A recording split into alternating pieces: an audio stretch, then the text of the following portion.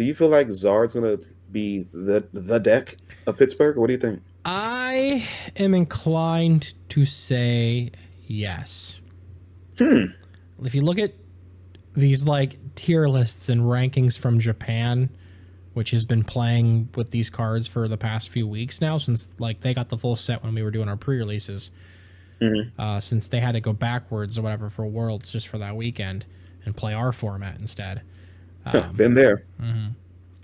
But yeah, if you look at like PokeCard Lab and Pokeka Book and stuff, it's just it's the best. It's winning all the city leagues or the gym leagues, whatever they are technically. That's dominating. I think we're gonna see 25% Charizard meta share day one at Pittsburgh. Bruh, that's a large percentage. Here's my backup to my reasoning, and I'll use TCG Player as an example. Friday, the regular art Zard EXs were as low as $15 for the day. Are we on stonks right now? No. But, I mean, we can technically use this information towards stonks if you really want to. Here we go, to. stonks. This is it right here, stonks. The market price now for the regular art Charizard EX is $26 and change. I've seen that. It was 24 a couple days. It's 26 now? Yeah. And if you look at the amount of listings of all the cards in the set, right now there's 120 listings of the alternate art Charizard EX, the special illustration rare. 91 listings of the gold, 53 of the full art. The regular only has 25 copies available for sale right now. And it's been like this all week. So people are gripping. So anyone who's pulling those things, they're just holding on to them. They're like, nope, I'm going to play this. Or so does that mean? Or they're buying them as soon as they're listed. And there's not enough supply for the demand, warranting the $25 EX price point. And this hasn't... We've dodged this sort of situation the last two sets. Yeah. We haven't had this like $25 basic EX/V Roblox Pokemon since like Lugia. There it is. I was like, he's gonna say it. And before Lugia, Giratina. And before Giratina, Palkia. Palkia! I forgot Palkia. And before Palkia, Arceus. There it is. And before Arceus, Mew. Oh, Mew was up there? What? Yeah. Oh, Mew's expensive for the V and I don't remember that. The V and the V Max. I don't remember. And this is another thing too. Is typically before Scarlet and Violet, we had our basic V and our V Star / V Max. Okay. So you had to buy two pieces of your puzzle. Now with evolving EXs, similar to how GXs were, you only have to buy like a couple ultra rares versus a couple common uncommons. So you don't have to buy a Charizard V and a V Star. You just have to buy a Charizard EX. But there's not enough to go around. So that price jumps up from $15 to $25. Yeah. And I mean, to also touch on it too is like Pidgeots were down to like $3-4 for like regulars and full arts. And they've pushed up close to 10 today. And we're the full art, like the blue background one, was a little over $10-12 for a little bit this afternoon, but it's back underneath. And by full art, you don't mean the illustrator rare. You mean the full art, just like the solid color. Like if you, like this one, just happens to be chilling on the desk. I have one of those. Yeah. They're bro. I have over like 6 Pidgeots. They're over what they were like for pre-sale that first week. Oh, wow. Interesting. I have like 6 Pidgeots. Why can't I pull any Zards, though? Yeah, I mean, you hit the alternate Zard. I hit the alt art. I did. I have a gold, a full art that is sent to be graded, and an alt art, but I can't hit a single regular Zard. Yeah, I didn't hit any regular Zards. I hit the alt art as well out of a pre-release that I played in. And then out of Emily's prize packs from this past weekend from the Cup, she hit a regular art Zard, and she's like, "Here you go. I know you want this." I was like, "So I'm the winner after all." He said, "Thanks, babe. Love you." But no, I think it's going to be played, but not 25%. Maybe, I don't know, man. What you're saying makes a lot of sense because yeah, go ahead. Such a low number of just being, such a low number of listings. Either competitors, players are getting their hands on these cards, and they're when they crack them, they hold on to them. But it doesn't make sense because this card game is such a collector, infested thing too, that they should be selling them right away. So I think you're right. They might, players are buying them up, getting them, and they're like, I'm going to play this at Pittsburgh. I'm going to play this at Sacramento, whatever it is. And you might be onto something, man. You might be right. Yeah, I would be shocked if it's not in the 20% range. My guess is like 20-25, but I would be shocked if it's not at least 20% meta share day one at Pittsburgh.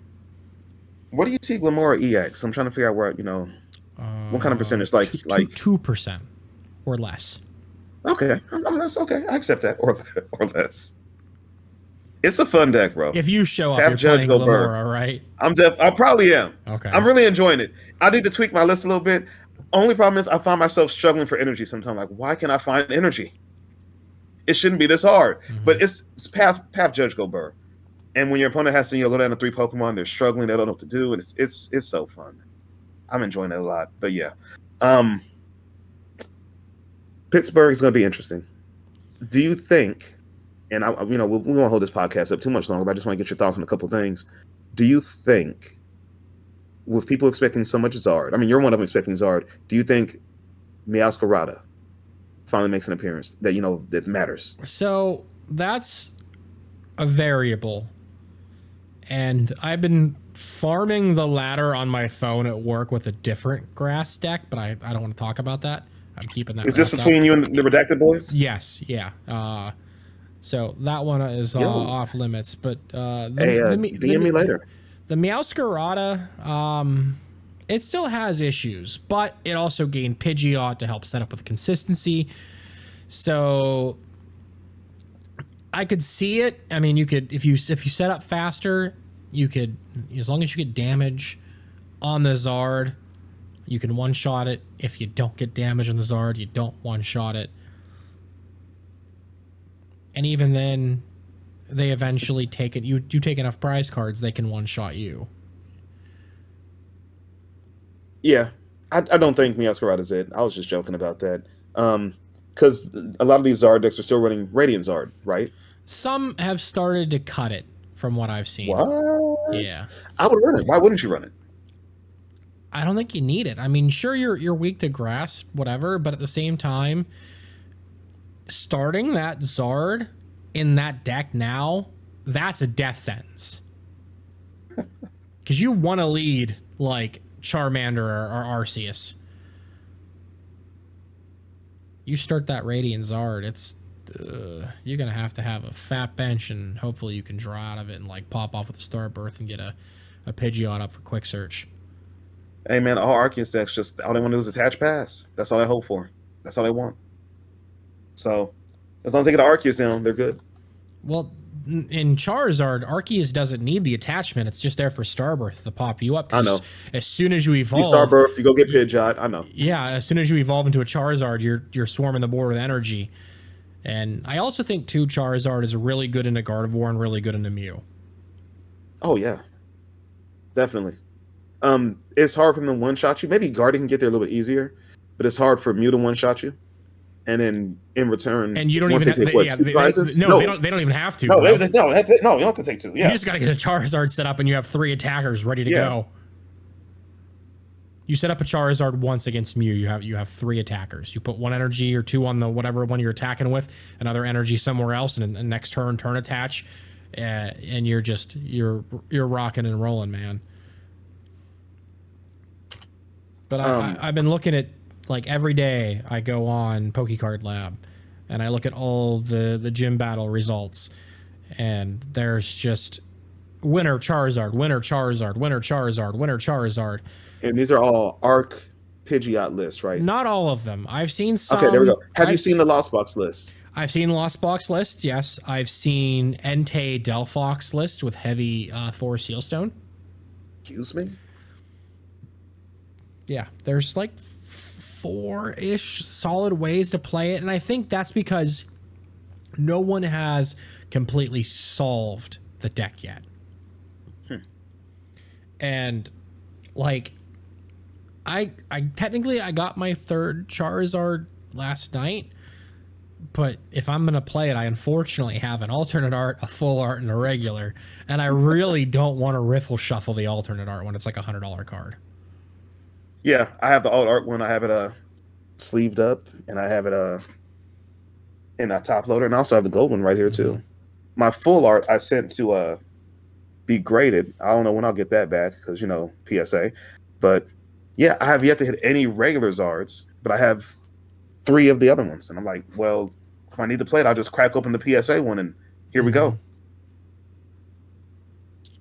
But yeah, there's just like, there's even been a few ones where it's like I've seen Arceus, Pidgeot, and Bibarel in the Charizard list. And now that Limitless is updated for play Limitless, I know we had a late night last night, but there weren't lists. Closed deck lists for the first time. Yeah, it felt like a regional, man. You don't know what anyone's playing. Like, I don't know, what is that? And that online event with that kind of situation kind of leaves room for error for like people to be scumbags and swap decks or whatever. So we really don't have like true to trust results from anyone unless they've said otherwise of what they've played or whatever. But now that it's finally on there, I think next 3 weeks of late night is going to make a big difference for the American metagame. And it's going to be testing those Zards out, huh? And if it's as Zard heavy as we think, then yeah, I could definitely see that 20-25% that I'm predicting for day one. I see a grass deck. If that's the case, I see someone bringing some grass deck and doing pretty well. If it's 20-25%, if someone brings a grass deck, they can do pretty well with it. Do you remember? Go ahead.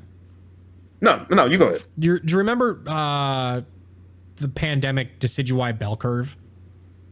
Yes. I don't think we'll see a grass deck at Pittsburgh. I think we'll see the next regional have the Zard. So was the next one Sacramento, or is it something else? I'd have to pull it up. But yeah, I think. But you think the next one? Yeah. I think we'll see Zard heavy. Next regional will be anti-Zard, anti-meta. Well, we had the same thing. Same thing happened with Decidueye. Same thing happened with Mew VMAX. The bell curve. It happens. Yeah. I could see though a couple brave souls like, hey, I'm gonna play something with grass because I expect Zard, and when they hit those Zards, they were like, yes, you know, and I could see something like that happening though. But then, like you say, you know, the next regional, the influx of more grass decks will flow in. You'll start seeing random Leafeon VMAX decks, you know, trying to make a comeback. Maybe Toadscruel. That's what I was going to allude to. Maybe Toadscruel. You know, someone cracks the list open with Toadscruel and does well with it. One of the things that I've seen do okay in Japan is something we won't have, and that's Scovillain EX. I've seen a few Scovillain EX decks get in there to KO. Well, if you play that with Reversal, you don't think that's a way to go? It's an EX. Oh, Scovillain EX. Oh, okay. I thought you were talking about the new Scovillain that has the dual type. Okay, yeah. So we don't have that because I think it's a prize promo for them. So we won't potentially see that till our next set. But there's been a Paradox Rift if it gets shoved in there, that Moonlight Stadium or whatever, if they get printed into it potentially. Guardy's like, hey, we're fine, we're gonna be okay. Good old Guardy. And I mean, Guardy's still doing good. There's been a lot of Chin-Pao, Baxcalibur, Palkia decks that I've seen pull out of Japan.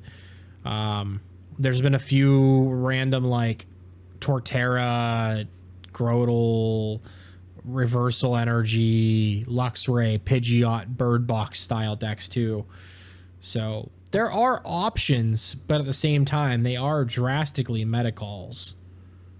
And yeah, I think we might see Zard dominate Pittsburgh.